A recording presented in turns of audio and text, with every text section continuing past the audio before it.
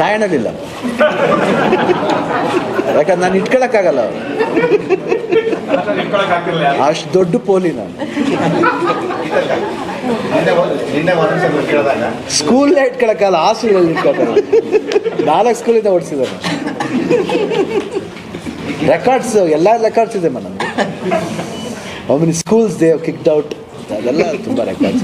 ಒಂದಿನ ಸೂಕ್ಷ್ಮ ಮಾತಾಡೋಣ. ಡಾನ್ ಅಲ್ಲಮ್ಮ,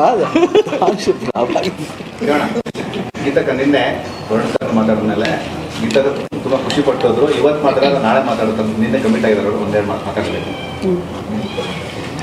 ಇಲ್ಲ ಮಾತಾಡ್ತೀನಿ ಅಂದರು, ಆ್ಯಕ್ಚುಲಾಗಿ ಮಾತಾಡ್ತೀನಿ ಅಂದರು. ನನಗೆ ಈ ಥರ ಫಿಲಮ್ ನೋಡಿ ನನಗೆ ಭಾಳ ವರ್ಷ ಆಗಿತ್ತು ಆ್ಯಕ್ಚುಲಿ. ಆಮೇಲೆ ಇಟ್ ಈಸ್ ವರುಣ್ ಅವ್ರ ಮೂವಿ ಇದು, ಆ್ಯಂಡ್ ಹೀಸ್ ಅವರ್ ಫ್ಯಾಮಿಲಿ, ನಮ್ಮ ಫ್ಯಾಮಿಲಿ. ಈ ಥರ ಇಷ್ಟು ಅಂದರೆ ಎಲ್ಲ freshness, all these youngsters including our director and everybody, ಎಲ್ಲ ಫ್ರೆಶ್ನೆಸ್ಸಲ್ಲಿ ಅಂದರೆ ಎಲ್ಲ ಹೊಸ ಮುಖಗಳು. ಆಮೇಲೆ ಇಟ್ಸ್ ಲೈಕ್ ಅದು ಅವೆಲ್ಲ ಥಿಯೇಟರ್ ಆರ್ಟಿಸ್ಟ್ ಅಂತ ಎಲ್ಲರೂ. ಸೋ ನೈಸ್, ಎಲ್ಲ ಸೋ ನ್ಯಾಚುರಲ್ ಆಗಿತ್ತು. ಅದು ಒಂದು ಹಾಸ್ಟೆಲಲ್ಲಿ ಏನೇನಾಗುತ್ತೆ ಅದೆಲ್ಲನೂ ನಾವು ಹಾಸ್ಟೆಲಲ್ಲಿ ಇದ್ದಿದ್ದಿಲ್ಲ, ಬಟ್ ಹಿಂಗೆ ಇರುತ್ತೇನೋ ಅಂತ ಅನಿಸಷ್ಟು ನ್ಯಾಚುರಲ್ ಆಗಿದೆ. ಎಲ್ಲ ಫ್ಯಾಮಿಲಿಯವ್ರು ಧೈರ್ಯವಾಗಿ ಕೂತ್ಕೊಂಡು ನೋಡ್ಬೋದಾದ ಚಿತ್ರ ಇದು.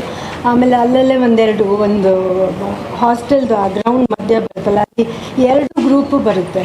ಫೈಟ್ ಆಗುತ್ತೆ ಅನ್ನೋ ಟೈಮಿಗೆ ಕರೆಕ್ಟಾಗಿ ಸಾಂಗ್ ಬಂದುಬಿಡುತ್ತೆ. ಆಮೇಲೆ ಈಚ್ ಫ್ರೇಮಲ್ಲೂ ಇಟ್ ಈಸ್ ಫುಲ್ ಗ್ರ್ಯಾಂಡ್ ಆಗಿದೆ ಫಿಲಮು.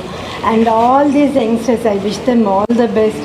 ಆ್ಯಂಡ್ ಈ ಥರ ಫಿಲಮ್ಸ್ ಇನ್ನೂ ಬರಬೇಕು ಅಂತ ಹೇಳ್ಬಿಟ್ಟು ನಾನು ಇಷ್ಟಪಡ್ತೀನಿ.